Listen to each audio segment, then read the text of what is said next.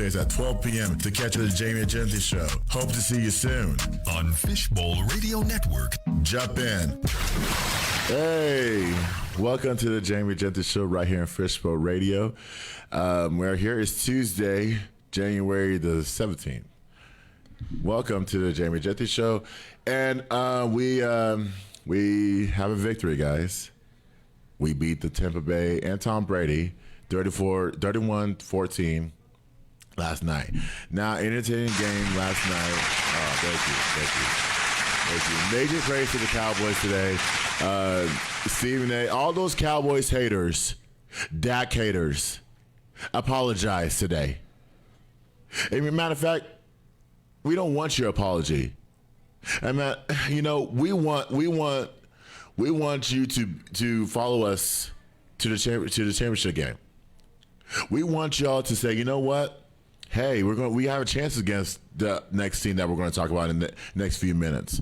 Oh, Dak always has a chance. Never underestimate Dak.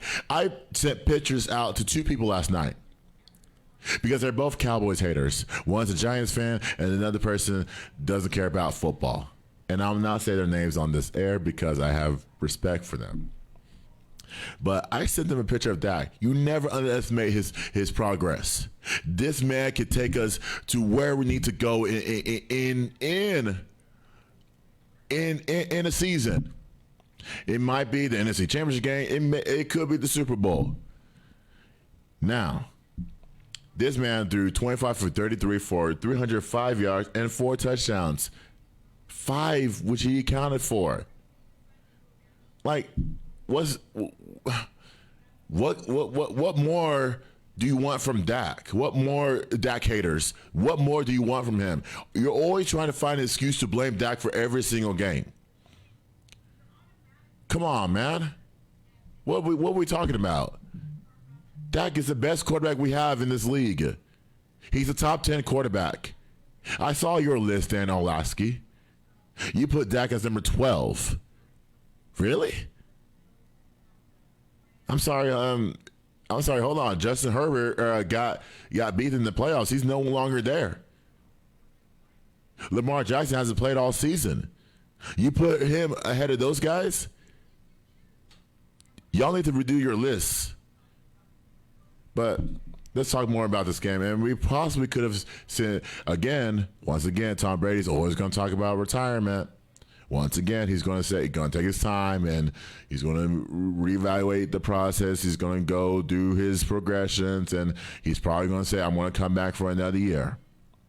And it'll be another headache because we still got to talk about him. We still got to talk about his greatness, in which he was not great this game. Why? I mean, I don't know why people don't blame Brady for this game. He was awful. The stats say, you know, he threw 66 passes, but it wasn't good enough. He couldn't lead a drive until late in the game, until the second half. So, but you know, that's what they do. They always talk about Tom Brady. They're always going to talk about, you know, when is he going to retire, or is he going to go to another team? We just got to see what happens with that. But other than that, I'm going to celebrate this Cowboys victory with Gabe. And Gabe, you are here. You've been pumped up, and I match your energy. But this game, according to you, how did you feel about this game? And you know, is there any downside to it? Okay, so I want to start out by saying, how about them Cowboys, man? How about them Cowboys? Yeah, I wasn't going to say it that strong. But, yeah, that's it. You know, it might get stronger as we continue to win. Mm-hmm. This was a great statement win. I put it like that. This was a statement to the rest of the league. Like, we are not to be played with. Like, come correct. Like, we have a team that's really, like I said, we have one of the more resilient teams in the league this year. Yes. We've had a lot of obstacles, and that resilience is showing up in a way that's like, it's time now. Like, it's go time. Let's go. It's a new season. That's why I love the playoffs. It's a new season. Right. You get new energy. Right. It's a new vibe in the air. You know what I'm saying? You Yep. got me talking different, you know? You know what I'm saying? You know, You've been singing all these songs ever since you woke up this morning. Look, when the Cowboys win in the playoffs, it's a different feeling. Right. It's a different feeling. Now, I'm not gonna sit up here and act like I'm not nervous for Sunday. I don't think. Well, I'm nervous, and I'm gonna tell you why. So, but first, I'm gonna come back to that though. Let me focus on last night. yes. I saw Dak Prescott play the best game that he's played in his career. I saw a defense that literally played the best game that they played all season. Yep. They're I've back. seen, even on the special teams outside of Maher, I want to yeah. ask you a question about that, but go ahead and finish your statement. I saw a complete team yesterday, and I think that's the key to winning games in the playoffs is being the most complete team wins, and so that also goes into why I'm a little nervous about San Francisco, Right. because they have a complete team. They do. They've been playing like a complete team. I'll put it like that. Now, Right. they do have a rookie quarterback. Yes. That's going to show up at some point. They're not going to win the Super Bowl. I just want to With make a rookie that. quarterback. You're not going to win the Super Bowl with a rookie quarterback. No. Not in this league today. No. You can't. It's too much you talent. Just can't. Too much talent. You may get there. You could potentially get there. But when you get into that big game and then you got to play against the Pat Mahomes, a Joe Burrow who's been there before, a Josh Allen who's been there before. The Super Bowl? Yeah. No. No, Josh Allen hadn't been there. My fault. Yeah, you good. But he's an elite quarterback, top Right. 2 in the league, arguably one, depending on who you're talking to. So, Okay. regardless, my point is, you're not going to win that game as a rookie. Right. It's just not going to happen. So, San Francisco's only going to go as far as their rookie quarterback can take them. Right. Now, when it comes to this game right here, Maher, let's talk about it. Let's talk Okay. about it. Yeah, go ahead and talk about it. Maher got to go. What? Maher got to go. No. You don't get an opportunity to miss 4 kicks in a playoff game. I and think you still gonna have a job. No, I get A it. kicker can be replaced. Right. That's not somebody that needs to scheme. They don't need nothing. They don't need to Yes. learn nothing. They kick. Yes. You kick the ball. You paid to kick the ball. He got to go. But This is not the first time either. I understand that. But, Gabe, we're in the middle of the playoffs. So what Right? that mean for a kicker? Dude, like I can understand a regular season game. I can understand if he missed extra points in the regular season, then yes, you can release him.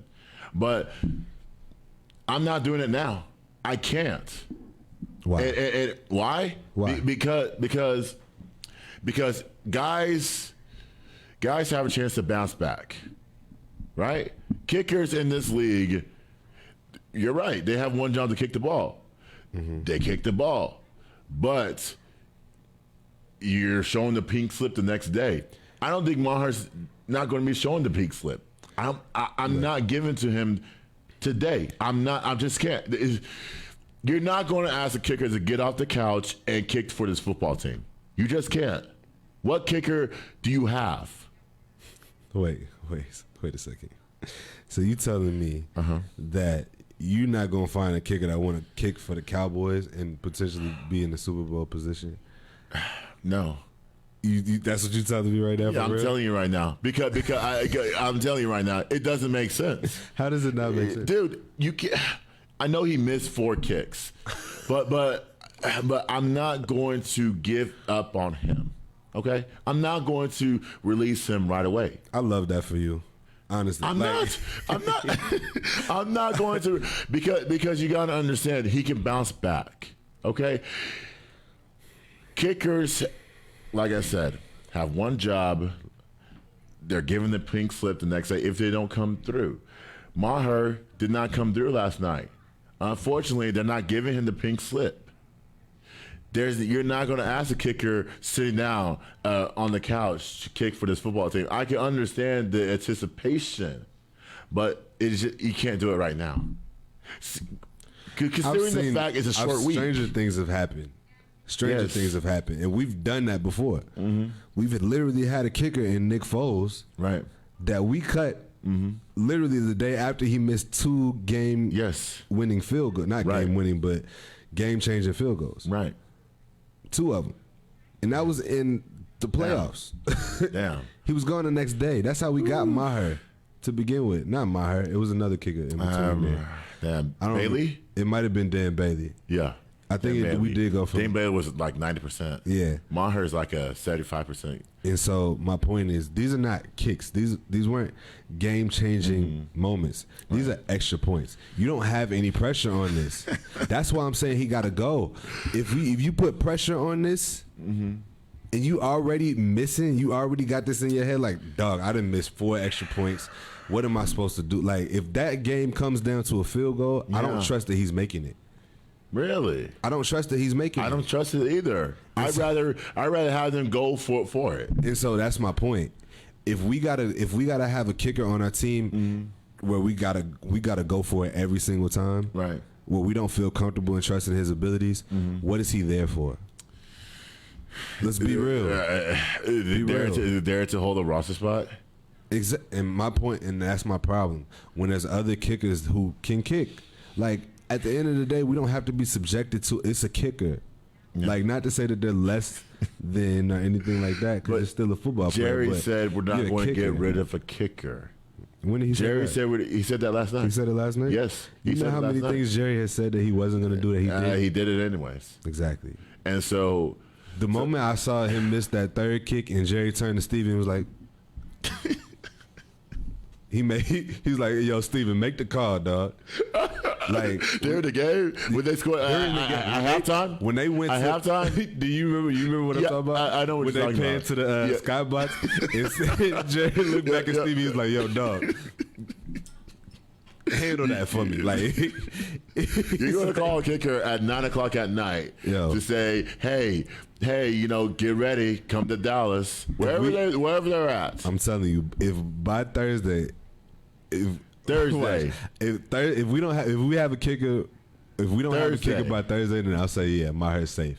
Thursday. Thursday. Today's Tuesday, right? Today's so you Tuesday. realize that they're here in town Yeah, today. they just got back. Practice off today, and then tomorrow, then Thursday, then Friday. So you're saying we're supposed to have a Going to kicker by San Francisco on Thursday? Saturday. If we have a kicker, if we don't have any, I don't know, dude. if we don't hear anything about a kicker between now and Thursday, he's safe. Maher is safe. His job is safe. Okay, so in They this gonna give case, him another shot. why can't you get rid of him today? You can. They can. They have the ability to do whatever they mean- want. The thing is, like, if it doesn't happen, I mean, it just depends on what they want to focus on. Like, if they really If just they're want to keep confident. they're confident in his abilities to recover from that whole situation and, Well, get maybe- better. Maybe because of and I'm not trying to bag Maher, but maybe it's because of nerves last night. Like, you give me that look. I understand where you're coming from, but but I just can't do it, man. You're not getting rid of a kicker right now. You're asking the kicker to come in today or tomorrow, wherever that day may be, to kick field goals, extra points for that matter. You're saying by Thursday. I'm saying today, so that it gives the kicker time to, in practice, to kick field goals and field goals, all that stuff. I'm not doing it Thursday. Thursday's too late. I'm not asking a kicker to come in Thursday and Friday and possibly Saturday when they leave Saturday morning to kick a field goal. The reason why I brought up Thursday is because I'm saying that if we don't hear anything about a kicker by Thursday, then there's nothing that they're not changing anything. Right. Like, even on Thursday, it would be like you said. I agree. It would be too late. I think they need to figure that out today or tomorrow. Right. But Bring kickers in. yeah, just bring them in and let them try out and kick. That's all that you got to do. Like, at the end of the day, he knows what was at stake. This is a playoff game, dog. 4 points is the difference in the game. It can be. It wasn't in this one. Right, thank God. Because we played our butt off, but Thank God for the defense and everybody that came through. Everybody that came through. That everybody played. across the board except for Maher came through. Right. So that was the weakest link on the team. So, and that's the thing. Like, I'm normally not the get him out of here type of person, but what I saw last night is a lack of confidence. that can funnel into other games where it's going to be closer and closely contested, which I think San Francisco is going to be a closely contested game. It is. You know what's funny? You know what concerned me last night? What's that? When Maher missed those kicks, even the first one, he wasn't on the sideline kicking field goals. No. You know, so you have the kicking net there. That's probably the reason why they went for it on that fourth down, that fourth and goal, that CeeDee Lamb touchdown, that last touchdown. Because McCartney wasn't confident. Like, he could see behind him and say, you know, is he going to take this job seriously? Is he going to be on the sideline to kick field goals? I mean, the stat was great. You can work on the stats all you want, but I want the kicker to work on his kicks. And my thing is this too: like when you have your quarterback screaming "Go for effing 2" on the sideline, he is fed up. Yep, he is. Everybody's fed up. Everybody's confused. Gallup was like, "Yo, what is going on?" Like Gallup made a tough catch in the end zone, like literally almost out of bounds, and this dude is like what the hell, man? To be honest, extra points are so routine that like. It's one of those things that when you see 4 missed ones, it takes the wind out of yourself. It sucks the energy. It sucks a little bit of that momentum out, and you can't have that in the playoffs. Like other team, other team. Because you can't have that in the playoffs. We worked so hard to produce a drive. All we need is just 1 point. Yeah, we just need 1 point, and we didn't get any last night up until up until the end of the game, to where it didn't matter. When they no longer cared, and it was like whether you miss it or make it don't matter no more. We up by 25. Like, so it just doesn't make sense. It doesn't make sense. I don't know what happened because I've seen Maher like make some really incredible kicks. I've seen him play well. I don't know what was going on last night. I mean, oh man, it's just I don't know, man. Like my heart is in my stomach right now. I just don't know. Like I feel like they're gonna stick with him. What Jerry has said, I think they're gonna stick with him. I don't believe anything Jerry says. Right. I think Jerry says but things. What would it take though? What would it take for Jerry to give Vince to say, you know, today, if Jerry said, I want to get rid of a kicker at what time? 12:30, right? Steven will be on the phone call. Maybe Will McClay would be on that phone and trying to figure out which kickers have not played on an NFL roster this season. And that concerns me because kickers that have never played on the NFL roster, they are not ready, Gabe.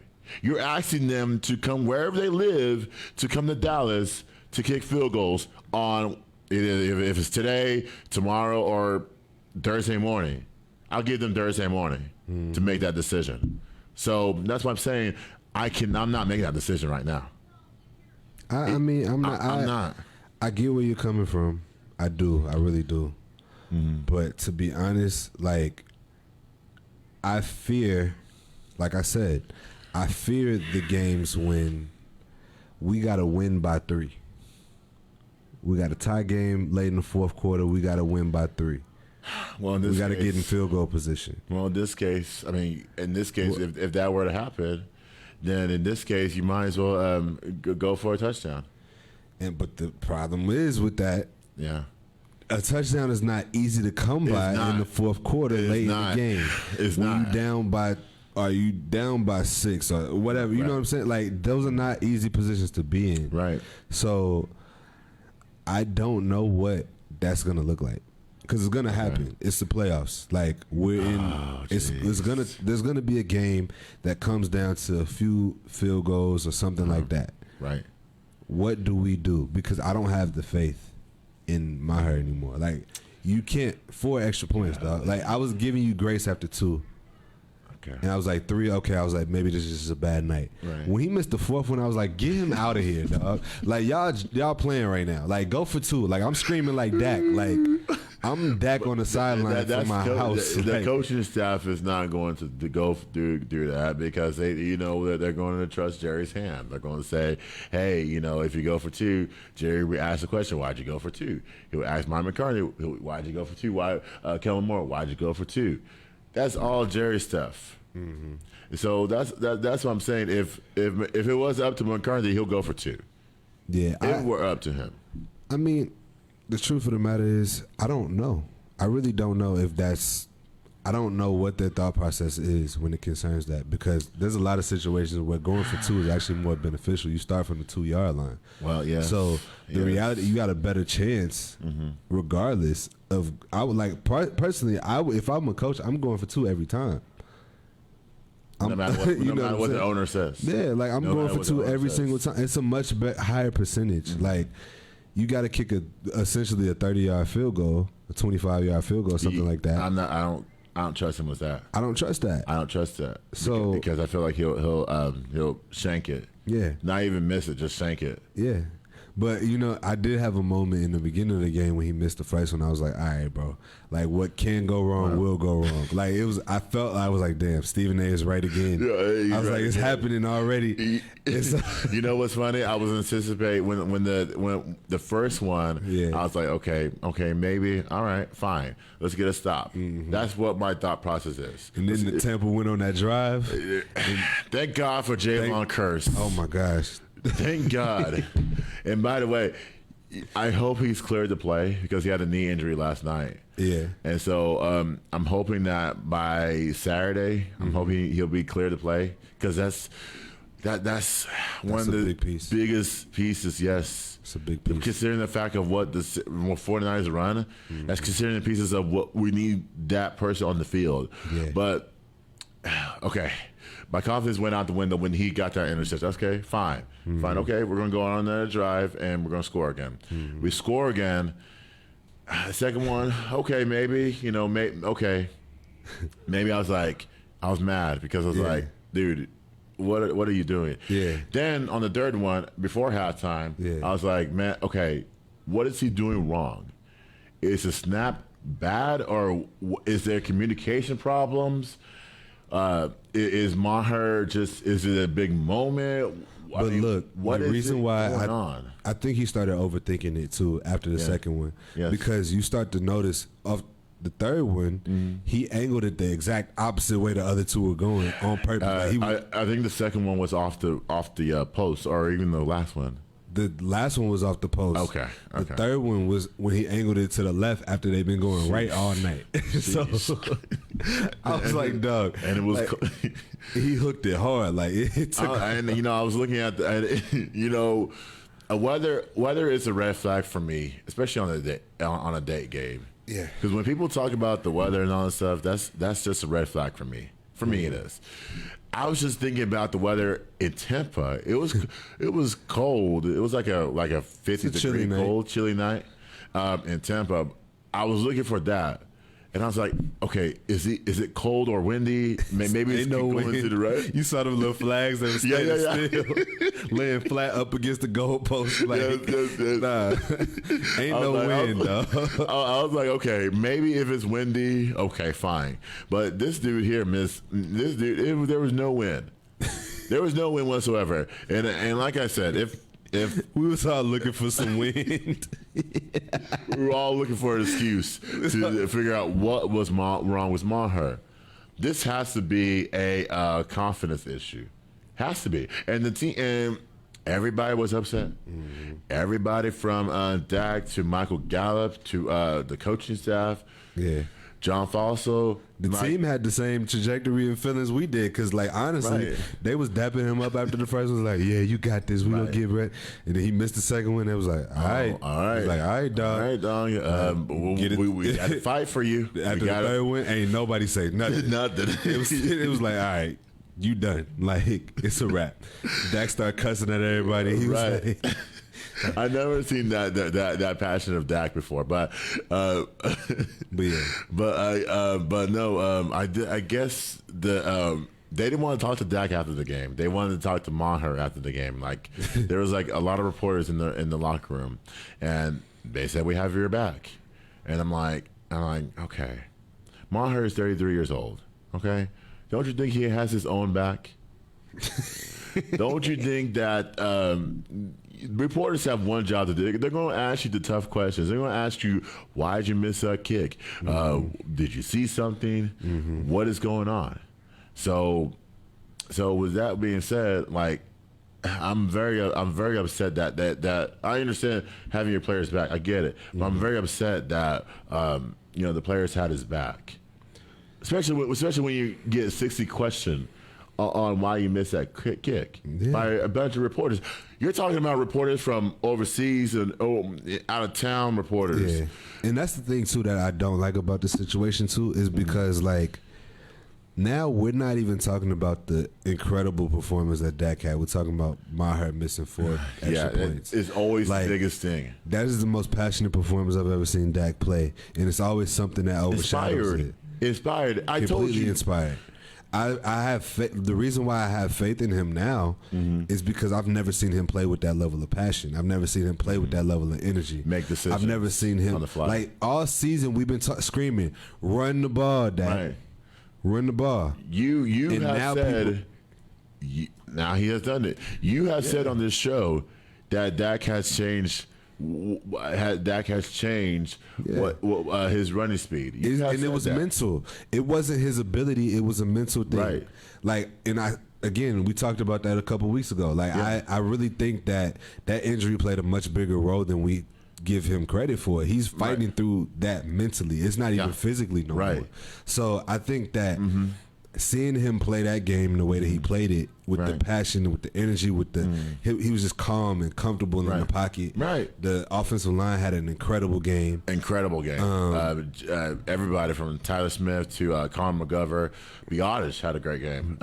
Zach Martin, Tyron Smith, even Jason Peters before he got hurt. Yeah, he got hurt. Hopefully he'll be all right because I think, we need him for this game. We need him as just to give breaks and stuff like that. But exactly. I think, he hurt his hip. Yeah, he did. Yeah, and it seemed like a minor injury. They just kept him out of the game because we didn't really need him. Yeah, we didn't to really come need back. him. So you know who else played a spot yesterday? Dorrance Armstrong. He got hurt twice. Yeah, and he came back into the game and made a play. Yeah. I think he sacked Tom Brady. He did. Yeah, he was 1 or 2. He sacked Tom Brady. He had a solo and then he had a half, I think. Yeah. With Micah. Micah was all over the place. He was all over the field. He was all over the place. He was all over the field. That is the best game I ever seen from Micah. The best game. But if you notice, we look such a different defense when Van Der Esch was on the field. I think very different. I think people very different take him for granted because he's not the loudest. He doesn't make the most explosive plays, but his presence alone. But he makes the calls. He makes the calls. Defense. He's like he's a presence in that middle of the field. Like you have to respect the middle of the field now. You got to, and so, they were trying to throw the middle of the field, and they couldn't. And that's Brady the best game he's ever played in pass coverage, for sure. For sure. Like I think watching him be back on that field was very, very important. Very important. So all around, we did not miss. We did not miss aside from them kicks. No. But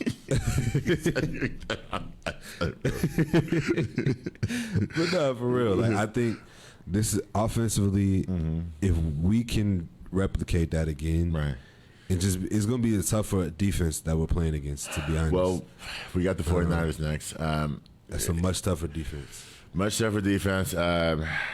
The coaching wise, Kyle Shanahan, I think he's the play caller, and also D'Amico Ryans. D'Amico Ryans likes to put Greenlaw and Warner at every place on the field. Yeah, that's my concern. My concern is, and plus, also my other concern is, why isn't D'Amico Ryans getting these jobs in the NFL? The Panthers and the Texans. The Texans. I hope he doesn't get that Texans job though. No black coach should go coach for the Texans. That's another conversation. No, that's another conversation. They're probably gonna get Sean Payton. They're setting you up to fail over there. Right.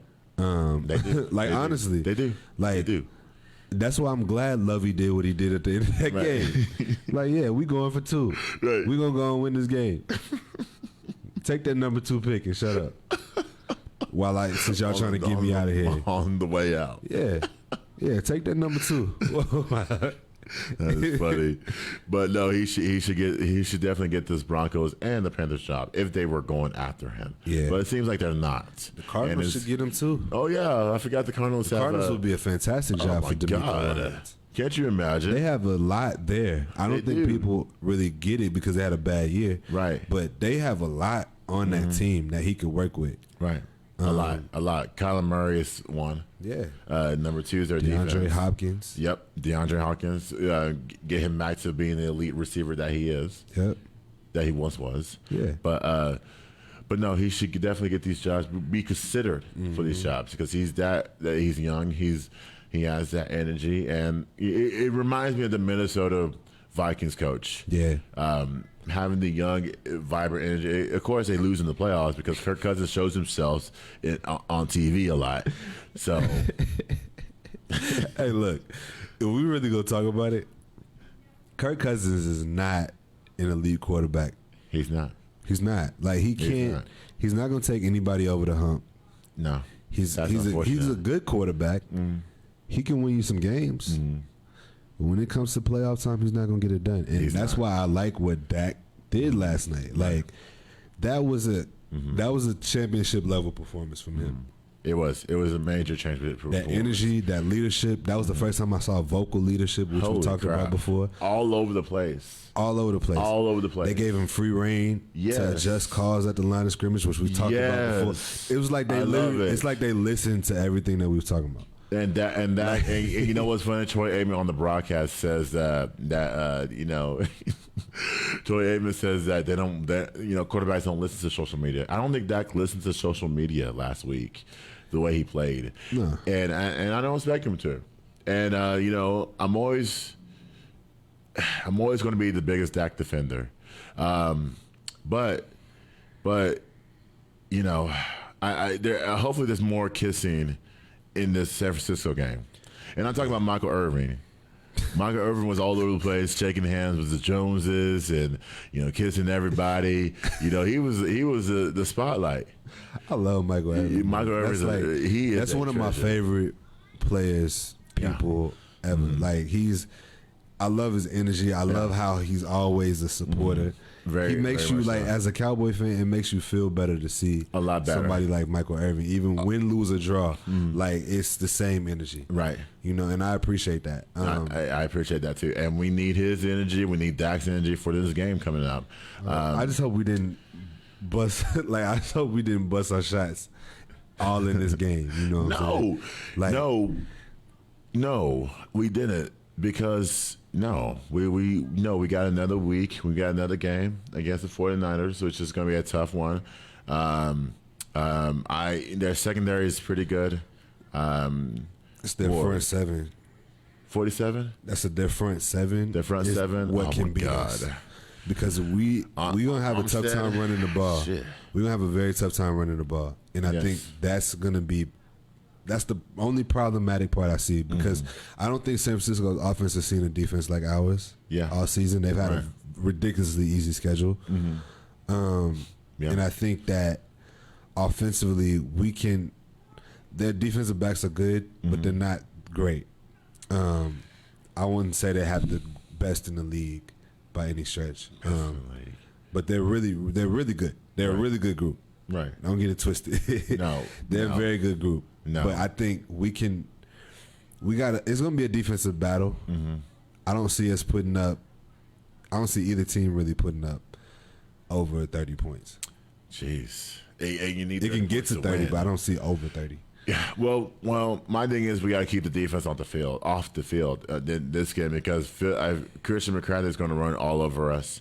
Deebo Samuel is going to be running his jet sweeps. I've never seen I've never seen Deebo Samuel be a wide receiver. I think if you make him a wide receiver this game, he can't beat you. I don't know. And also, we have something to play for. We're playing inspired because we remember what happened last year Yes. on our home field Yes. against this Yes. very same team. Yes. So- the only difference is our quarterback. Exactly. So, in Christian McCaffrey. Yeah. It's a big difference. Yeah, huge difference.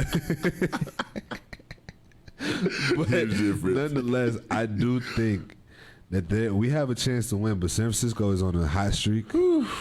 That's a hot team. That is a very, very hot team. It is. Oh my gosh. Oh man. How to beat this team. Offensively, Dak's got to have a clean pocket because up front they can run anybody. They can put five. They can put 5 or 6. We just got to be able to pick it up. Quick And throws, get the ball out of his hands. Get him out in yes, space. scramble because the 49ers, which man they have everything on defense. They have to. If Dak can give us scrambles, if he can give us like 5 or 6 plus more yards scrambling the football, then we have a chance. Yeah, I He think can run those first downs, and they don't. screens, RPO. Now that he's willing to run RPOs, get the RPO in the mix. Yes. Get them out of position so they can't over pursue. No. Yes. Yes. It's just slow. We got to block well. When you got Nick Bosa, Oh God, I forgot about him. That's right. I was thinking of his brother just now. Joe, yeah. Yes. When I you was got thinking- Nick Bosa is a problem for me. And if he is the best player on this field, we will lose. You know how to stop him. Put rookie. Well, actually, he's done well. Tyler Smith has done Ricky's well. done well against He's done well. a But lot of top tier defensive players. you know how you stop him. You put you use your technique. You put your hands inside the shoulder pads, and you try to push him back. Nick Bosa's quick, and so in this game you have to not only do that. I think Zeke Elliott has to be called upon to block. Oh, yeah. He has to block. Tony Pollard threw a great block last night. He did. In a crucial situation. He I did. want to shout He him out did. for that. But yeah, He did. Zeke is our pass blocker. Because we need our tight ends in this game. We need a Dalton Schultz and a Jake Roberts.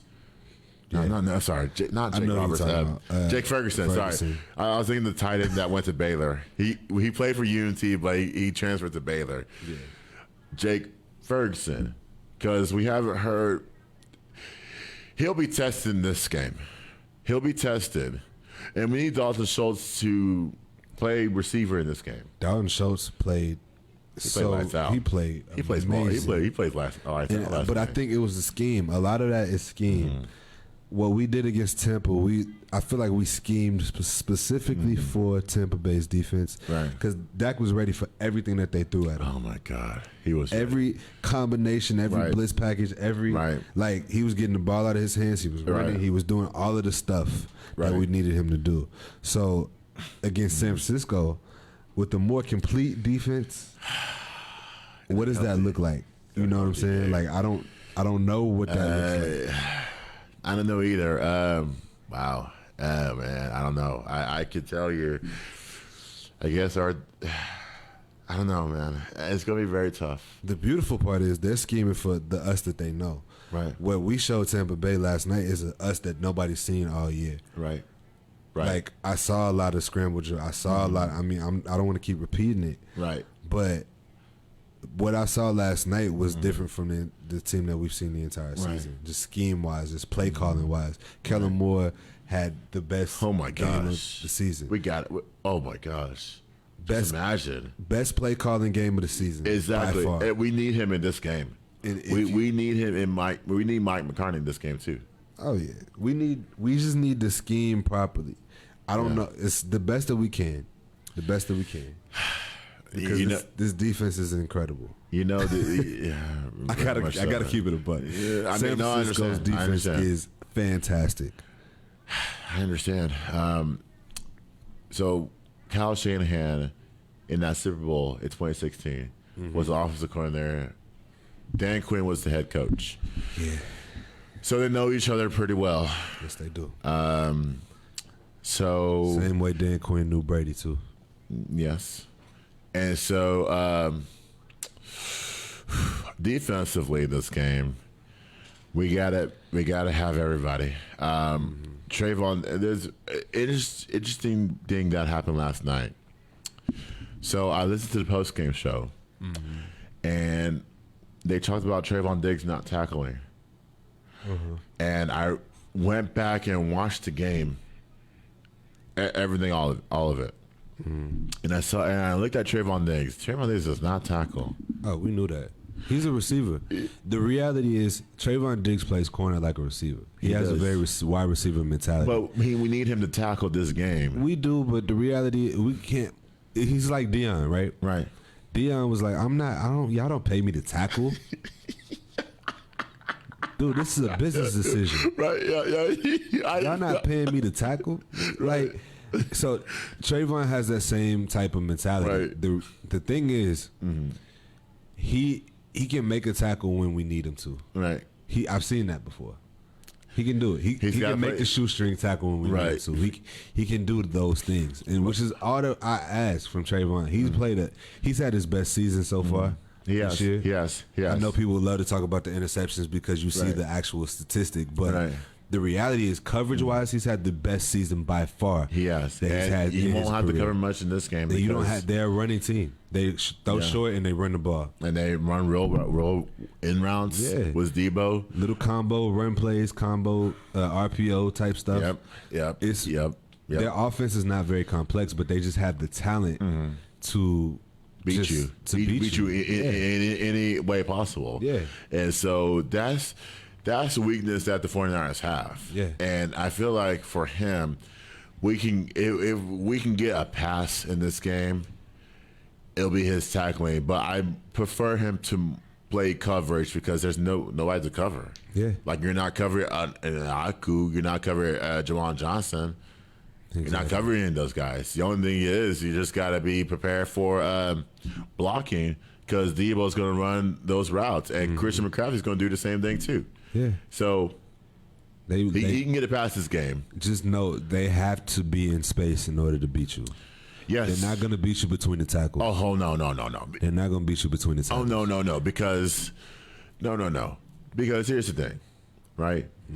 Micah's going to disrupt that. Osa is going to do the same. Hankins is another one that had a fabulous game last night. He did. Hankins stopped the run, everything. He did what we got him from the Raiders to do. If we ask him to stop the in routes, that's asking a lot, but I think he can get that done. In this game, defensively, the only thing is I want them to rush at least 5. 5 you can get home.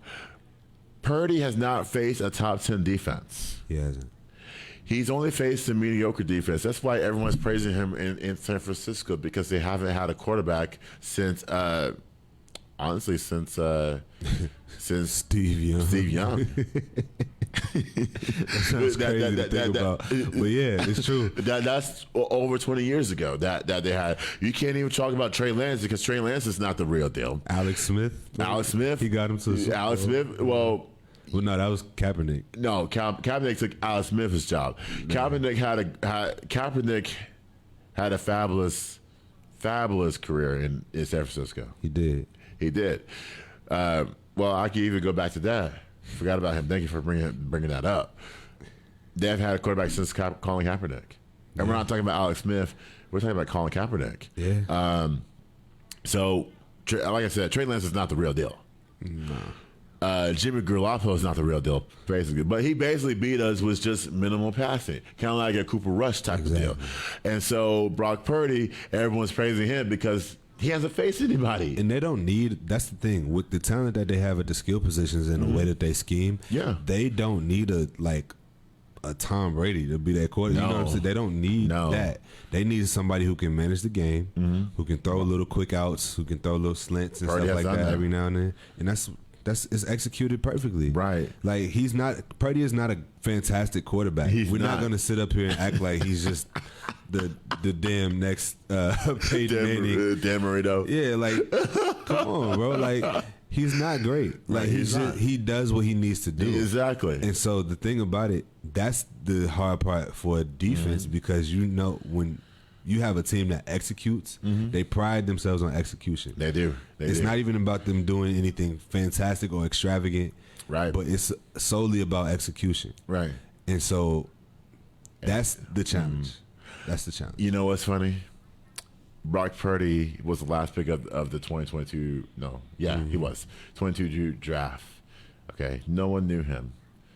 Still don't know him. Yeah, I watched him at Iowa State when I was watching the Big 12 games. I'm a Big 12 guy. I loved the Big 12.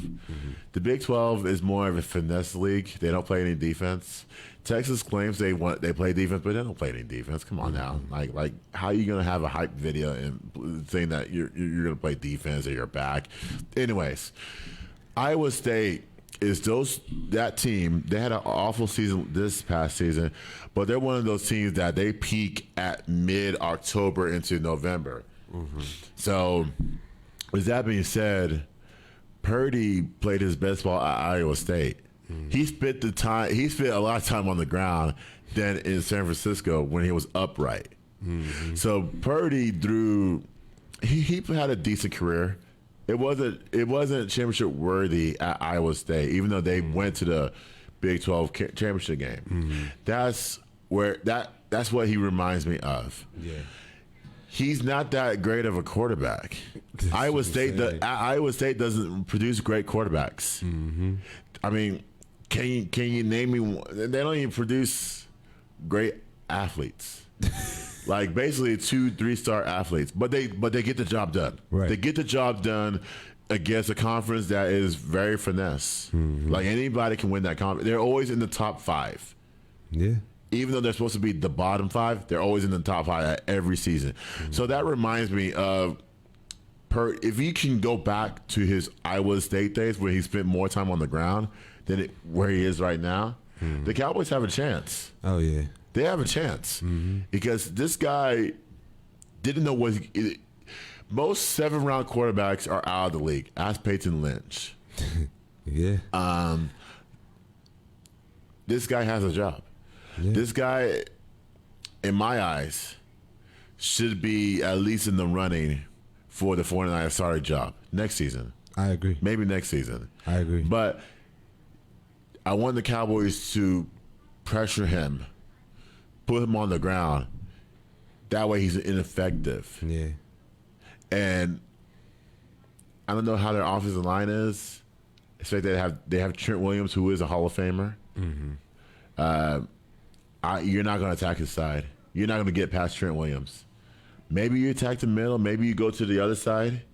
Then you can attack Purdy better. But I think you have to make him a quarterback this game.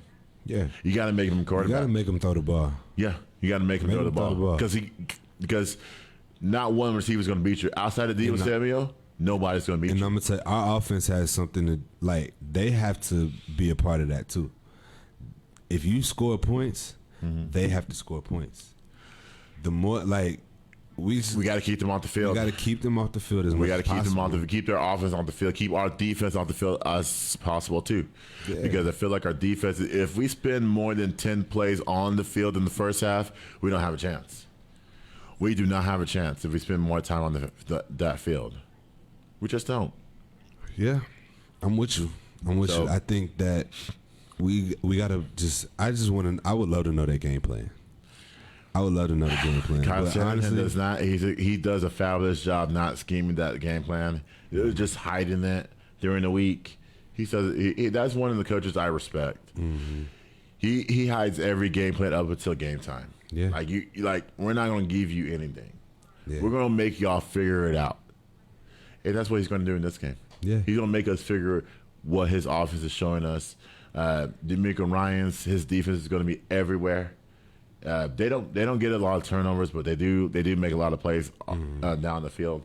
So it's going to be tough for Dak to.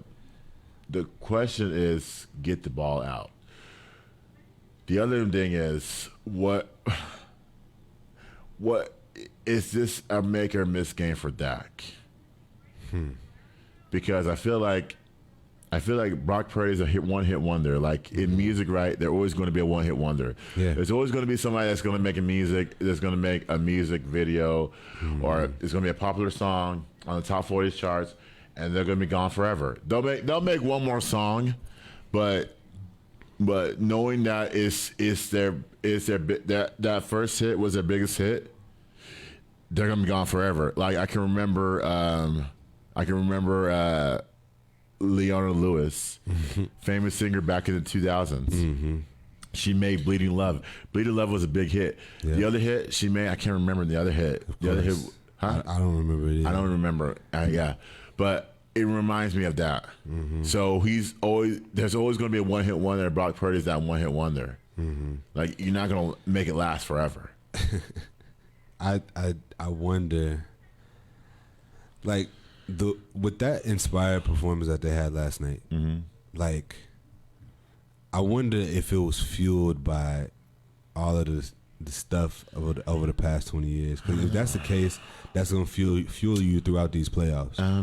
And that's the reason. Because if it's just solely going up against Tom Brady, the GOAT, and he's beaten you like 7 times. Yeah, he's beating you out himself. If it was just solely for that and for that purpose, your energy was that high for that purpose alone. Like, what is I know they talk about the end goal being the Super Bowl and all of this, and I love the fact when they went to the locker room after the game, they talked like J-Ron Curse, who looks healthy, by the way. Yeah. He was talking about, he was like, hey, I think we ain't done yet. Right. And I like that. I like that energy. I like that type of fire, because we're not done yet. We far from done. We got a long way to go. We got a long ass way to go. We do. We do. Everybody talking about Super Bowl this, Super Bowl that. Like, look, we gotta cut that noise, guys. We gotta cut that noise out. Chill out. We gotta cut that noise out, man. We gotta get through San Francisco. I don't want to talk about no type of Super Bowl until we get to the Giants or Philly, whoever that may be. I don't even want to talk about when they get to those teams, because those teams will be fueled by motivation. Like, look but at the only thing is, the reason why I said we could talk about it then is because the NFC Championship game, we are 1 win away. That's it. I don't want to talk about it before then. Right. I'm not talking about. I don't want to talk about it either. Yeah. I don't want. Because I have that nervous feeling. But then again, I'm confident. I've been down the road for 20 years. I've been down that road too ever since I was a fan. 20 years. I was a fan. Since 03. I moved to Texas in 03. I've been a fan ever since. So I've been a fan since 2000. So I've been in Texas all my life. That's what I'm saying. I think we've seen enough to know that a lot in the past, based upon past experience, what can go wrong will go wrong. Stephen A's words. Stephen A's words, and I hate to say it, but he be right a lot. God. And so he apologized today. I bet he did. Yeah, he did. He apologized to both Dak's father and Zeke's father, because he didn't expect that performance. But no, I'm not. I want to focus on the 49ers because they have what we have as well. I mean, their fans are like, hey, we can go to the Super Bowl. We can beat this team. Yeah. And which very much so. And so before we get to predictions, I do I'm so nervous. but no, geez, I'm trying to find one weakness. We already talked about the weakness of the 49ers. I'm trying to find what other weakness do they have outside of on the field. I mean, we haven't seen them play against high-level competition. Even their first wild card game was against Seattle. Yeah. Seattle's not high level. Seattle's not high level at all. They snuck into the playoffs. Right. Because easily. Detroit won. Yeah. Like, if Detroit loses that game, then that's a Green Bay San Francisco matchup, which I think goes a little different. Right. But nonetheless, I think it's hard to assess them, which makes me nervous. Right. They're a very hard team to assess because they haven't played anybody all season. They haven't played top tier talent. Their division has been weak as hell. Weak division. Weak as hell. Weak as water. Like, Rams, Seattle, and Arizona is in your division. Yes. You can't talk to me about your division. We got 3 teams in the divisional round. Jeez. Coming out of our division. And one of them could. I'm not even gonna say it. Yeah. I'm not gonna say it. It's gonna be an NFC team, an NFC East team in the Super Bowl. I'm willing to bet money on that. God. If it ain't us, it's gonna be one of them other 2.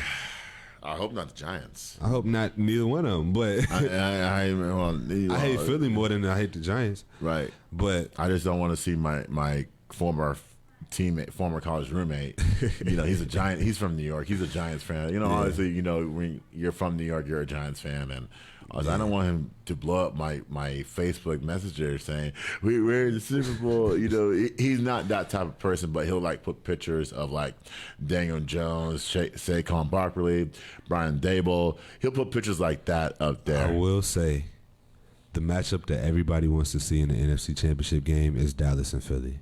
Ooh, That's the matchup that everybody wants to see, myself included. What's healthy bodies? With healthy bodies. With healthy bodies. Neither team has played against each other healthy. I would want, and you know that's a road game. Yeah, That's it's a road game. I'm willing to take that trip. Yeah. Like, the heck? Same here. What are we talking about? Same I'm here. good. I'm good, dog. I'm good. I might get on a flight to Philly. I need to be in the environment. Yeah. I need to be in the environment. I've never been. I've been at Philly's airport. Yeah. And you know, cheesesteak. Obviously, that's the biggest thing. So I've never been inside of Philadelphia City. I want to see how that environment is. You know, obviously they have history with their baseball team and their basketball team. It's gonna be hostile. I ain't wearing no jersey. Oh God, I ain't about to get jumped. Dude. Like, the Philly fans got no morals. Golly. But I don't even want to talk about that yet because again, No, it's way ahead. But the 49ers, we have history against them. We have in the 80s, that 1981 game against. I got to go back and watch it. 92. 92. You know, Steve Young. They just talked about that last night. Steve Young. We beat Steve Young. Yeah, we did. 1980. I think 87. That was when I was born, or 81. It was one of those years where Dwight Clark made that catch. Yeah. It was 87, I think. I think it was or 88. 87. 87. Or was it 85? Oh man, it was long before Jerry. Yeah, it was mad long ago. That's all that matters. Yeah, it was long. Oh yeah, it was long. It was. We were babies. I wasn't born. You were born. I was. Well, it depends what that day was played. But anyways, no, we have history. We beat Steve Young. Yeah. Jimmy Garoppolo beat us last year, even though he should have never beat us last year. Yeah. We got Brock Purdy now.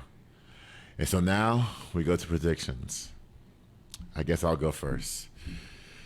Oh, man. It's too early to predict because considering the fact this is an early show, I'm going to say if Dak throws for over 250 yards, and that's going to be hard to come by. He threw for 300 last night. If he throws for 250, under that we lose. Over that, we'll win. So we're not going to run the ball this game. I feel like Zeke's going to have at least 40 yards rushing. Tony Pollard, they're going to try to, but Tony Pollard, they're going to utilize him and try to get him in space. And I think he's going to have at least 30. He'll have more than Zeke, I think. Yeah. He'll have more than Zeke. I think he gets to 60. Okay. CeeDee Lamb will be called upon. If they neutralize CeeDee, Michael Gallup, and T.Y. Hilton. T.Y.'s going to have a big game. Oh, yeah, he will. He's going to have a huge – this is going to be his breakout game. In the slot. Yeah, in the slot or in the slot. Okay. In the slot. Okay. He's going to have a breakout game. Okay. That's what I'm predicting, but I'm going to let you get your – No, go ahead. No, that's good. Yeah. If the offensive line blocks well, Jason Peters, if he does come back, I think he's going to play this game. Other than that, if he doesn't, then I trust Tyler Smith to neutralize Nick Bosa. If he block well, if that doesn't get sacked more than 3 times, if our defense comes through, if our defense gets off the field the first 3 possessions, we have a chance. Mm-hmm. If Micah Parsons gets free, which he will, they're going to line him up on every side of the field. Osa is going to be huge if they double team Hankins. Van Der Esch will have at least 10 tackles. Safety wise, Wilson will come down and make big plays. Trayvon won't have to do much. Deron Bland we haven't heard of. He got beat, even though he got beat on that route by Julio. This is a better throw. It was a great throw. Than cover. Like, he did get beat a half a step or a step, but he was in position to make a play on the ball. Right. If that was a different throwing ball. If that wasn't a Brady throwing ball. Right. If he had safety help, then it would have worked out too. Mm-hmm. If Maher kicks his extra points, I don't want it to be a field goal game, but I am going to say with all that being said, I am going to say, give me Cowboys victory. Give me 28-21. I like that. Reason being is because if we, I know we're going to struggle the first 2 possessions like we did last night, getting out the gate. I think it took CeeDee Lamb's. We got one other play. One other play that I saw. It was the second play where Tampa threw 6 play. They blitzed 6. They didn't pick it up, but Dak threw a quick out to CeeDee. He dropped it only because the throw was so fast. CeeDee had a little conversation with Dak. It was like, I don't know if you saw that or not. Like Dak CeeDee was like, "Come on, bro." Yeah. Like it was one of those moments. Yeah.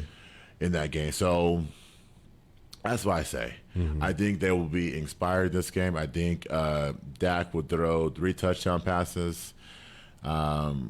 If we have a turnover, which the 49ers don't turn the ball over as much, I think Zeke or Pollard will run it in for that 28th point. The reason why Maher will bounce back in this game because I feel like he has a chip on his shoulder. He better. I mean, if your job is on the line, wouldn't you have a chip on your shoulder? Yeah. So that's what I'm saying. That's why I say 28-21. We don't miss an extra point. Kellen Moore calls the right plays at the line of scrimmage. Let Dak do his thing. We should come out with a victory. Okay.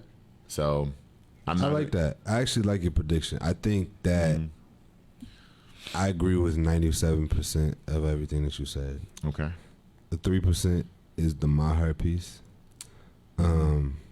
He's got to have a bounce back game somehow. He's got to bounce back. You can't be showing. If you're showing the pink slip, your career's over. And that's the thing, especially as a kicker. It's a wrap for you. There's too many of them out there. On the couch. Yeah.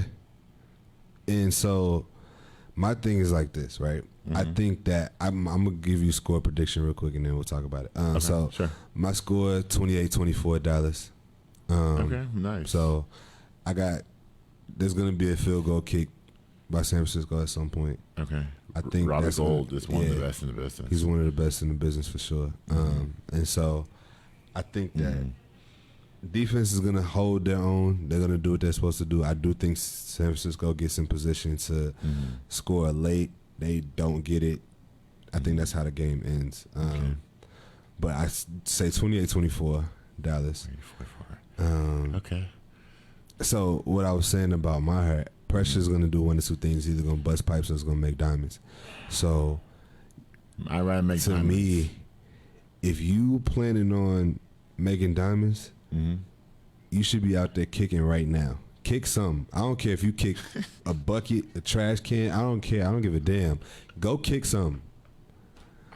Go kick something immediately.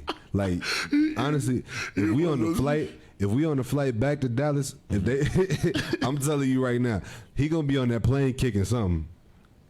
You can kick the flight attendant. No, don't do that. Don't do that. Don't do that. I you do that. Yeah, no, definitely don't do that. Just jokes. You're just one of jokes. those people that want to put a meme out there on Instagram. I saw all that last night, where the next day Maher is coming in. I don't know if you saw that. Yeah. But that Jets meme where one of the players are trying to type in the code and he got locked out, and so that's what I feel like Maher's going to feel like. Yeah, nah, for real. He got to take all of that though. That comes with the territory of being a cowboy kicker. It comes with having a star in your helmet. It comes with a different set of pressure. We talked about that all the time. Yeah. And so when you start making those type of mistakes, 4 extra points missed, that's 4 points that's taken off the board. Man, And if that game goes any different, if that game goes different, we got a problem. Like a major problem. Massive problem. 4 points is the difference in the game. So again, I just said we were going to beat San Francisco by 4. Right. So just that's extra points. Yeah. We said extra points. You got to make those extra points. Exactly. So that's what I think. Like I think that if we're gonna keep him, which it looks like we probably will. Okay. if we're gonna keep him, I say that he needs to be kicking everything in sight. God. Go kick whatever you can find. Kick a soccer ball. Like Kick a soccer ball, baseball, whatever. You know what's funny? People always say that I don't talk about soccer on this podcast, which I tried to because I played soccer when I was a kid. Yeah. I always envision a soccer player because soccer they play year round. I always envision like they kick the ball mercifully. Like Cristiano Ronaldo's one of the greatest. Abby Wambach, the greatest. Yeah. Carly Lloyd. I hope I pronounced her name right. Carly Lloyd, the greatest. So, kick soccer, right? It always goes back to me saying technique, right? You got all these places in the world, especially in Frisco. I don't know where he lives, but it's Frisco probably, to kick a football. You know this because you live in that area. You know there's always a venue to that always football base, maybe basketball base, but football base to kick something. Yeah. All I know is he better kick something before they tell him to kick rocks. That's Holy crap. That's how. Can't you imagine kicking rocks? and then Like, oh my gosh, your career will be over by then. Like kickers there are sitting on the couch saying, you know what? yeah, Let me I go could out there and do get his my job. I could do. He kicking extra points, dog. We didn't ask him to kick not one field goal last night. We could have. We Could have. That fourth down play, they're up 24-6. Yeah. We could have. It was like, oh hell nah, we're not putting this in your hands. And then this guy had the audacity to say, you know what? Let me get on the field. Nah. Mike McCarthy said, nah. You know, sit by Stay me. your ass over there. Right. Sit by me. And that was a good call by Kellen Moore to go to roll out, have Dak roll out to his left and throw it back to his right. Fantastic call. Perfect. And so Perfect. again, we could go for 2 every time. We could. It's the right play call. We have the talent to go. Yeah, we can go for 2 every time. It- I just don't think that's a reliable option all the time. But Golly, it's nerve wracking, bro. we have the ability to do so. It's nerve wracking, but you're saying 28-24. I'm saying 24. 28-21. So the game's at 5:30 on Fox, and I wish Joe Buck and Troy Aikman were calling this game, but I do they're not. too. They're not calling this game. It's going to be Kevin Burkhardt and Greg Olson. I don't know if Greg Olson's so negative. He's so negative, and you can tell he's a rookie on the job, right? Yeah. You can tell when someone's a rookie on the job if they have to sit close to the main announcer. Kevin Burkhardt is no joke. Kevin Burkhardt does baseball too. Yeah, so that's why I like about him. I wish it was Tony Romo, to be honest. Me too. I love Tony Romo. But they as an don't. announcer. But they don't do NFC champions. They don't do NFC games. They do AFC. Yeah. So considering the fact the Super Bowl is on Fox, they're probably going to do the Super Bowl. Which, no, I don't want. The Super Bowl's on NBC. No, Super Bowl's on Fox. It's on Fox this year? I think last year was on NBC. Okay. Or it was on NBC because Alex called it. Yeah. No, it was on NBC last year. Oh, okay. But it's on Fox this year because they have a new show after that coming up, which I'm gonna probably watch. Okay. Well, I always watch the shows after the Super Bowl because they fascinate me, especially cooking shows. Yeah. Yeah. I'm trying to go see Rihanna. Right. That's all I Oh know. wow. I'm trying to go see Rihanna. You know what? I want Rihanna to control that stage. I don't want the NFL to give her any time because the NFL, like I think they implement this policy since I think it's like 2015, 2016. They implement time when you have on the stage. So Rihanna has a lot of hits out there, a bunch of hits since I can remember. I think we're both the same age. I can remember as early as high school when she came out. I think it was I was in freshman middle year. school when she came out. Yeah, Like, I was freshman year in, in high school. Like 6th, 7th grade. Yeah. When she first came out. So I just hope that she controls that stage. Like 20 minutes. I know it's a long time for a halftime, but 20 minutes. you can't call Rihanna like Beyonce had 20 minutes. Yeah. Beyonce And had she was 20 fabulous. minutes. She was incredible. One of the best ever. you have to give the stars at that level. Oh my God, 20 minutes at dude! least. You had even Dr. Dre last year was so had short. legends on that stage last year. You had too many people on that stage last year. That's the dude. reality. You That's the reality. you cut that stage in half. Like Eminem was singing a song for like 4 minutes, and I you could ask me any artist on that stage who had more time. I can't even tell you. That's the NFL being petty.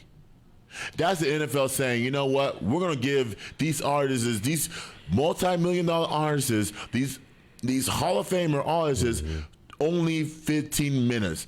Hell no, 20 minutes or more. Rihanna has a lot of hits from mid 2000s till now. Dude. Holy crap. Because I always like to predict like what songs they're gonna pick, especially when you have artists that like are at that level. Right. And there's certain songs like that I don't even know if she's gonna be able to have time to play. Probably not. Like Upon the Replay may not come on. Oh God. And that would be to. In an environment like that, it has to come but on. you would think it has to, right? Yes, but that was chart hitting. Oh, that was no. top. That Trust was me, top I 10. know. Trust me, I know the level of that song. Right. But the reason why I say it may not come on is because all the stuff that preceded Upon the Replay. Do you know? Because Umbrella, she may not do Umbrella. Dude, She may have. they're playing this song today. She gonna pick one of those songs. She's not gonna do both of them. Dude, She's not gonna do both of them. You gotta give her the stage then. You gotta give her the stage then. I would be very stage, surprised if man. she did both of those two songs because Right, you got to very think surprised. this is a very pop environment. She has a lot of pop hits. She's gonna do She did. Diamonds. She's gonna Right. do We Found Love in a Hopeless Place, which Oh I my hate. God, the damn Calvin song. Harris. Calvin Harris is on that song. She's gonna do all those types of songs. She is. She probably do Needed Me because they teased it on the commercial. She probably won't do. There's a song that it was in my head. The lyrics has taken gun through my head. She's not gonna do that. You talking about Man Down? No, not that one. There's a She's not song. doing that one either. Though. It was in my head. I know the lyrics. Take a gun to put it to your head. That's not. She's not gonna do that song. I can't remember. Yeah, I can't regardless, remember she's that not doing song. that song. She's not doing that song. But damn, I can't remember that song. But I know the lyrics.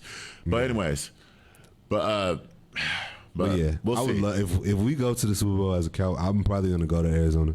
Yeah. Like I got family in Arizona, so Oh, nice. I'll probably go to Arizona. Just don't be know in the where I'll environment. be. I probably I don't won't know be where able to I'll go to be. the game, but I don't know where I'll be. I know there's a guy that I've been talking to on Facebook. He'll be there, and we'll hopefully have him on this show yeah, to talk about it. yeah.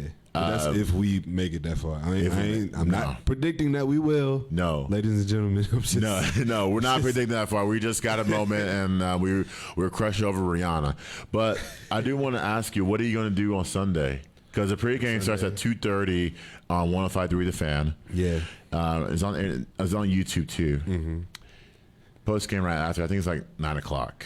Yeah, I will be To midnight. in the comfort of my own home Okay. until the Super Bowl. Okay. Because I don't want to be around other people. Right. Right. Yeah, I mean, Like I need to be just present in Right. my, because when you get around, like it's just a lot of energy. right. Like It's a lot of emotion, Right. and it stresses me out. Do you get those alerts on Facebook that when someone is like events, for example? Yeah. Like someone's having a Cowboys event, All the time. and they want you to be there, like in Dallas and Fort Worth. Everybody in this metroplex will have the game on. Everybody. You won't even go to a bar unless if you're not a football fan. You go to Waffle House, or you even go to Colin Patch and not there. Well, actually, Colin Patch does have a TV there, but they have a TV at the bar. So like. Everywhere is going to be packed. Yeah. But I'll be working on Sunday. Oh, that's unfortunate. Yeah, I'll be working on Sunday. But here's the thing. The last game is at 5 o'clock, and the game starts at 5:30. So I finished that game, right? I finished that game. Somebody... You can watch it by halftime, probably. I mean, I don't live that far from where I'm working at. If I work in Arlington, then I might. If I work in Arlington, I'll stop at a bar somewhere and watch it. I don't want to drive all the way home and try to get prepared and do all that. Yeah. But if I'm close by, then maybe I'll get my stuff. I'll record a game and I'll watch it again, like I always do, and get ready for this podcast next week, like I've always been all throughout the season. Yeah. The game will end at 5:45, 6 o'clock ish, and then we got to get everyone out of there. Well, not everyone, but like if they want to stay and do their thing, let them stay. I'm going to get out of there. I'm going to try. I want to listen to the game on radio, and then when it goes to commercial, that's when I'll step out and go up there, wherever it may be, go home or go to the bar. But then again, I've never been to a bar where it's so packed, Gabe. Like you cannot find a seat. Like shout out to the owner's box at the Omni Hotel downtown Dallas. I went to go watch. Shout out to them. I went to go watch the Philadelphia game on Christmas Eve. Yeah. And it was pandemonium. Oh my gosh. It was insane. Like it was so many people in there, packed in there. Eagles fans, Cowboys fans. It was a fun experience. It was a lot of fun, but that wasn't the playoffs. I want to be at my house. Like, do you order food before? Do you order? Do you order? You order. So, okay. So I will want to. I don't know how that'll feel because I remember going the last playoff game against the Rams. No, the Rams. I was at Hooters. I went out for the Rams game too. The Rams, the last Rams game. Yeah, we lost. Yep. Yeah, 20. Todd Gurley ran all over us. Yes. Yeah. I was at Hooters that game, and it wasn't. I had a seat. It wasn't packed by. It was in Grapevine. And shout out to Hooters and Grapevine. I was eating Jamaican food at the island spot. That's good. I was watching it on the TV, and I was like, it just really messed up my entire meal. I was so upset. Right. I watched the first game, Seattle game at Applebee's in Grapevine. Yeah. And I watched the Hooters. I watched the other game in what's that place? At Hooters. Yeah. And so it wasn't packed by then, but can you imagine like in that space? Like you're being distracted and you're trying to watch a Cowboys game, like all those people around. And that's the thing, like that's why it's hard in those type of environments because it's like It's hard. I'm a watcher for real. Like I like to see all the stuff that's going on, Exactly. and with all of the noise, and I'm hearing all these opinions from ignorant people. Right, but Like- parking is going to be an issue. Depending on where you go, Right, depending on where you go. Yeah, depending on where you go. I mean, 'Cause, like, there's certain places like tight ends up in Frisco. Well, Yeah. that might be Plano, but yeah, that's a I cool heard spot that. to watch the game too. They have a bunch of places you can park. Okay. But yeah, man, I don't know. Like I just need to be in a comfortable environment where I can just watch. And geez, not being talked. I remember somebody talking to me when I was at Buffalo Wild Wings. I can't remember what game it was, but I remember watching the game and somebody asked me about some guy. He might be drunk, but he wasn't drunk. Well, it was. I can't remember what it was though. It was either the last playoff, not the last two, but the other one. I remember I was somewhere. I can't remember what. Someone asked me about Dez Bryant. Like, oh, it was a regular season game, and somebody asked me about Dez Bryant. Like, we can have Romo, we got Dez, we can have somebody else. We'll be elite. So that's the type of people I always run into. I always run into those. But like you said, those people that like for example, when you talk about Christmas Eve, I was shopping at Academy and some lady at Academy had it on. Like, you're watching the game while you're working. I'm like, yeah. So that's how much this place is anticipation for the matchup. Yeah. I don't I will. San Francisco makes me nervous. I'm gonna keep it a buck. It does. And I think that's does the make me reason nervous, why I too. don't want to be out. Like, Right. because if I'm It makes me nervous too, but I will say this. I would like to be at a place where I can just sit down, man. Yeah. Like if I had to stand, okay. But then again, I order. Can you put that in the oven for the next 2 hours? They probably won't do it. But I mean, I'll stand. I'll stand and watch watch Cowboys fans, in Jersey. I want to see how that environment is like, and I want to see how the passion is too. Yeah. Like, it's a lot of fun. It's a lot of fun. You just got to be prepared to be around a bunch of nervous Cowboy fans. Yeah. And that energy is stressful. Like, maybe I could tell those Cowboys fans to listen to this podcast, which I plan on doing. I just want everybody to meditate, woosah before this game. get your mental yoga. Together. Yeah, do whatever you need to do. Yoga. Yeah, because smoke a little something if that's what you do. I don't know. It's up to y'all. But I need everybody to relax. Just relax. We're playing with house money. We haven't won anything in years. We have a team that resembles some of the great teams that we've seen. Right. I don't want to get over the top with it, but I do think there's a lot of potential here. I will say, we are the Cowboys. Yeah. We are the Cowboys, man. Oh, my gosh. Man, I can't imagine during the week, everyone's going to be like, not only on edge, but talking about this and that. I want them in San Francisco even. I follow their pages, and, I want to dive in and see what they're talking about. I want to see what they're saying.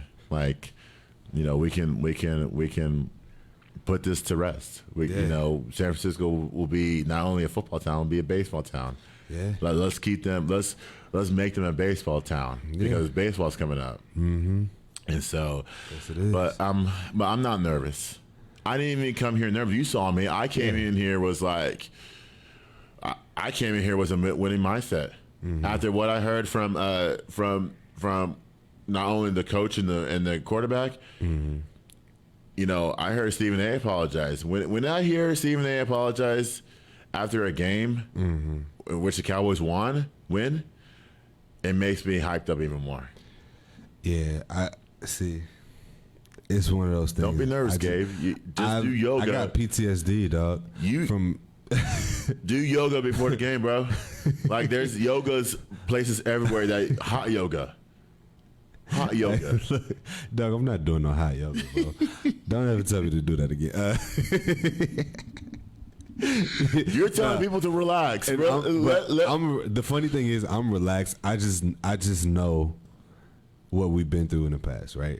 I don't want to keep bringing up the past. But can't we cure that? We can cure it. We have the ability Medicine to cures do that. all. It cures all, Gabe. That's why when we get sick, it winning cures is all. medicine. Winning is medicine. Yes. I do agree that I'm not nervous. Like you said, I'm not nervous. Okay. I just want the over the top Cowboy fans to relax. Just take a breather. We had a great game. We played out of our minds. We did amazing from top to bottom. It starts today.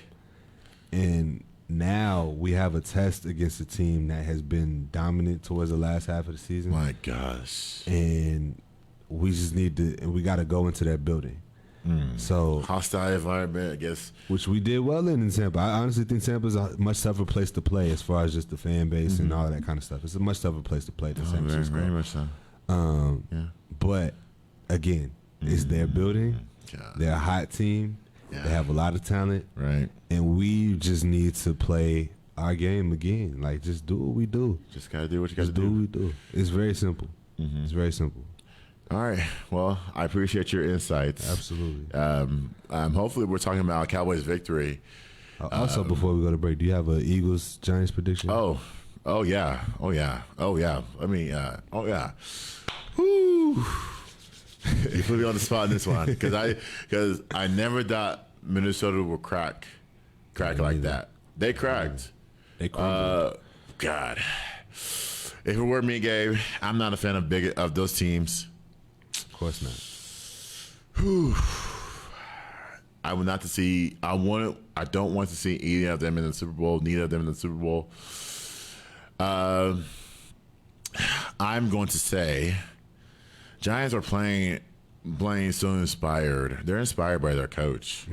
Daniel Jones is inspired, and I think I'm not putting Daniel Jones in the elite category yet. No, not even close. No, he's played well though. He's played well. Yeah. Jalen Hurts, I gotta see more from him. His health is an issue. A big issue. A big issue. I mean, if this is this the same dominant Eagles? I mean, you got to understand the Eagles. They don't have a lot of confidence right now. They don't. But however, give me. It's a home game for the Eagles, so give me the Eagles. It's gonna be close. I think so too. I'm gonna say the Eagles. Playoff game. I'm gonna say 31-28 Eagles. Okay. Just because the Giants will play more inspired, and I think they'll crack in the fourth quarter. Mm-hmm. So that's where I see that. I see Jalen Hurts throwing 3 touchdown passes. Mm-hmm. He'll run one in. The running back Boston Scott and Miles Sanders. It depends. Yeah, it depends what the Giants are going to throw out. And I honestly think that the Giants have a much better chance to win than people are giving them. Yes. I just don't want to see them in the they run the ball. They are. They run that. They've been running that ball. Mm-hmm. And the thing about it, I think Philly's defense is overrated. Yeah. I think that's severely overrated. Yeah. Slay's getting exposed. Slay is getting exposed. Oh my gosh! Because oh my gosh! That dude is getting. I just watched the game against. I just watched his highlights. Him himself, he's getting exposed all over the field. Yeah, this guy's not even an elite corner. He's not. Well, I'm not going to say he's not, but he's not having an elite season so far. Yeah, he's getting exposed. So, I do think that the Eagles are the Eagles, and they have too much talent for the Giants. Okay, but it's going to be super, super close. Yeah, I got a field goal game. Okay. I got it a field goal game. I don't know the exact score. It's hard to tell because depending on how the Giants run the ball, it could be a lower scoring game. If Saquon can get 100 yards, the Giants win. I think so too. You're not stopping that running back. I think so too. And you got to play against a Jalen Hurts. Not Jalen Hurts. Daniel Jones. Who has been running right. Running out his mind. He's just, oh my God. The way that he sees the field is so great to watch to me. Right. Right. And I don't want to give Giants any credit for anything. Right. No, I know. But I just want to rub. I just want to rub my remain in the face. Yeah. So if I got to pick, I'm picking Philly. If I'm a betting man, I'm picking Philly. But I got it 2.5 point favorite. At home. So 3-point favorite. Yeah. At home. Yeah. Whew, that's Saturday night on Fox. I think it's either on Fox or has to be on Fox. It's on Fox, I think. It's on Fox. Because the first game is Bengals and Buffalo, right? Yeah. That's on NBC. Okay, yeah, that's on NBC. It's on CBS. It's on CBS? I think so. It has to be a Saturday game because Jacksonville and the Kansas City is on Sunday. And they're on CBS. One of them is on CBS. One of the AFC teams games is on CBS. The other one should be on NBC. Gotcha. Which is be Saturday game. I don't know which one's Saturday game, but we'll look during the break. For sure. But I appreciate it. Absolutely. Thank you so much. Yes, hopefully we're talking about Cowboys victory next week. But coming up next, let's talk some basketball. And we'll definitely have that schedule pulled up for you guys. It's up next. It's Fishbowl Radio.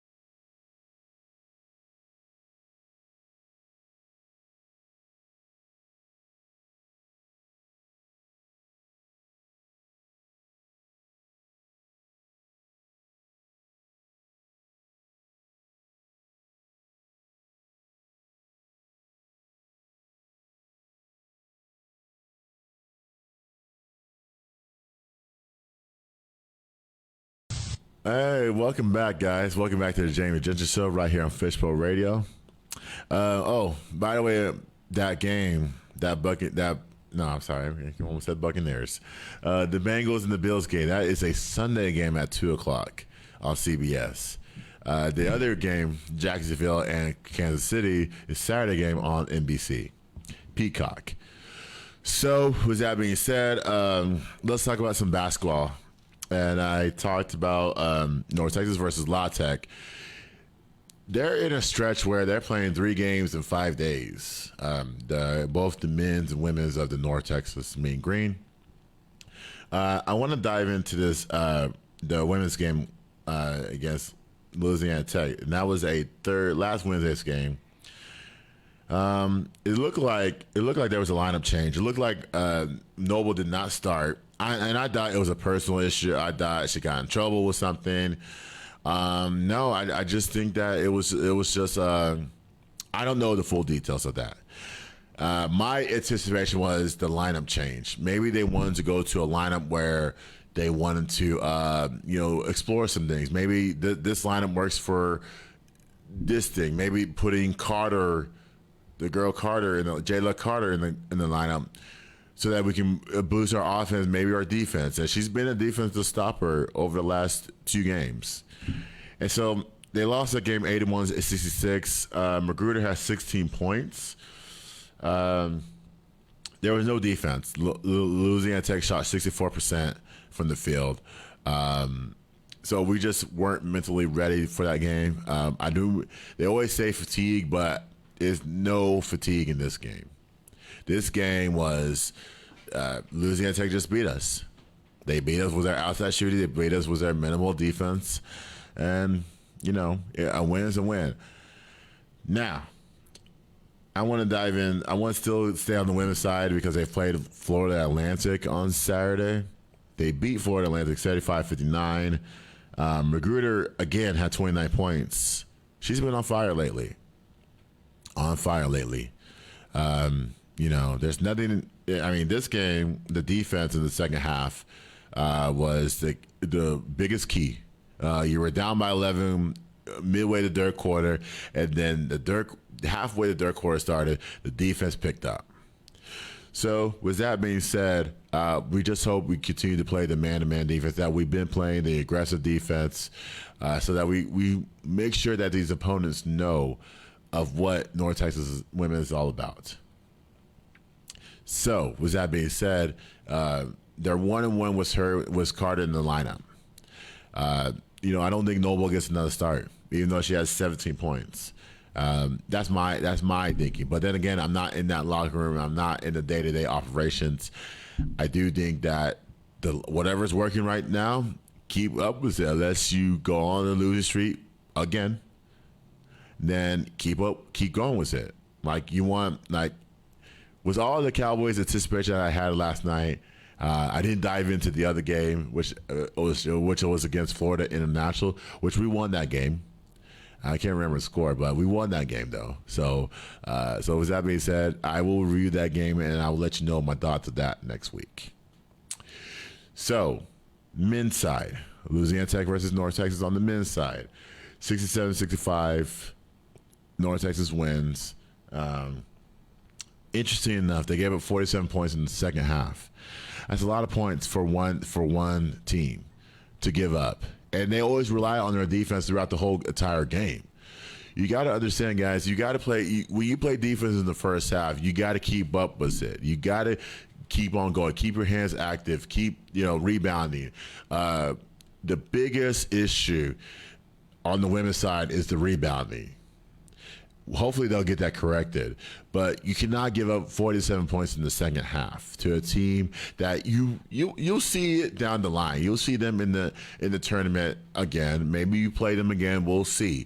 But it's early. Early in conference play, we have 2 losses, which I'm going to explain the losses. And I'm going to explain the other loss in a second. But nonetheless. We are a guard-heavy team. And shout out to Kai Hunsberry. Kai Hunsberry hit that game-winning shot. Made Perry the decoy. Perry comes in, pull up jump shot from the baseline, pure. So with that being said, this is a guard heavy team that rely on their guards to make plays down the stretch and throughout the game. So we're just a guard heavy team. We don't have what many of these other college teams have. We don't have a big man that can score 20 plus points a game, even though Abdul can do that, but he does not get the touches that he needs because he's always in foul trouble. And you got to stop fouling Abdul. You are 6'10". You are fouling these guys that are getting post position against you. You gotta push him out of the paint. That's the key. That brings your fouls down by 10%. You gotta stop fouling. But yeah, so let's talk about the game against Florida Atlantic, which I want to criticize the fans real quick at Florida. Not criticize the fans, but the fans were great at Florida Atlantic. The game I watched, it was just a college basketball atmosphere where every play they were calling, they were booing. Every play they were cheering. If Florida Atlantic made a shot, Florida Atlantic made a play, all that stuff. That's the type of environment that we should see from North Texas. We don't have that. I can tell you honestly, we have one seat of the student section, and only 3 students come to the game. You guys have nothing to do during the week. You telling me Florida Atlantic had their student body come from all walks of life to come to this game at Florida Atlantic, even though y'all won the game 66-62, but they're showing up in numbers.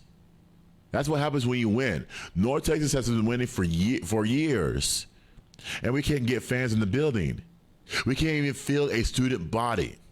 And I can remember as far back as 2010, when we were winning, we filled a student body. It was a college basketball environment to the point where the students start from the first seat all the way to the top. We filled a student body, and we're not talking about the annoying band members. We're talking about students. You guys have nothing to do during the week. What do y'all do? Do you go to plays during the game? We need to fill that house. The Super Pit sits 10,000 people. We need to sit 11,000 people in that pit. We are North Texas. We are the best basketball team in the state.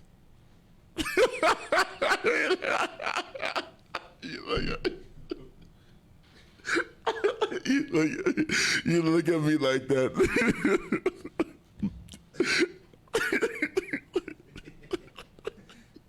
Ain't no way, bro. Ain't no way. We're not doing that. I'm not about to let you get that off in here right now. That was crazy.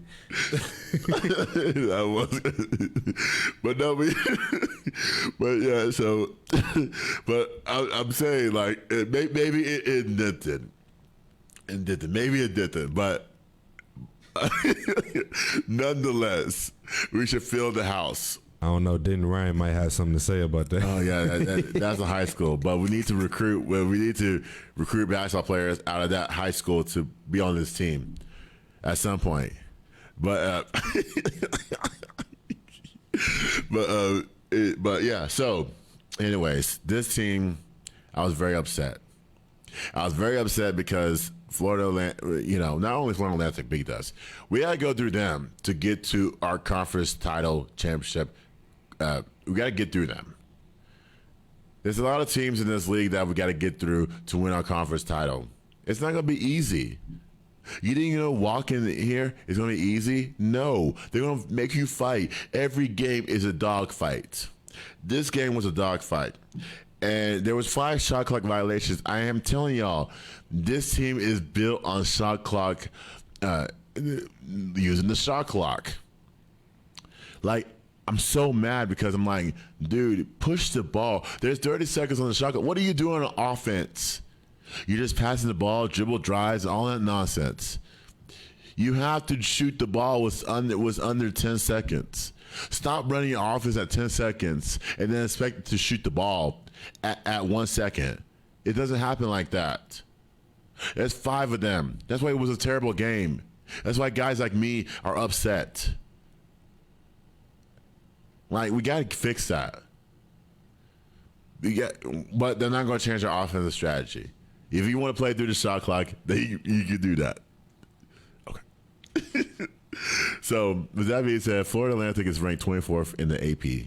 Now, obviously, they're an elite team, and we can get through them and all that stuff. And like I said, we got to get through them.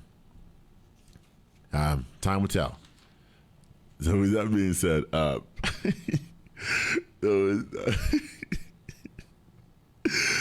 so with that being said, let me give a quick take on the most dysfunctional teams in the league. I'm sorry. One dysfunctional, one positive.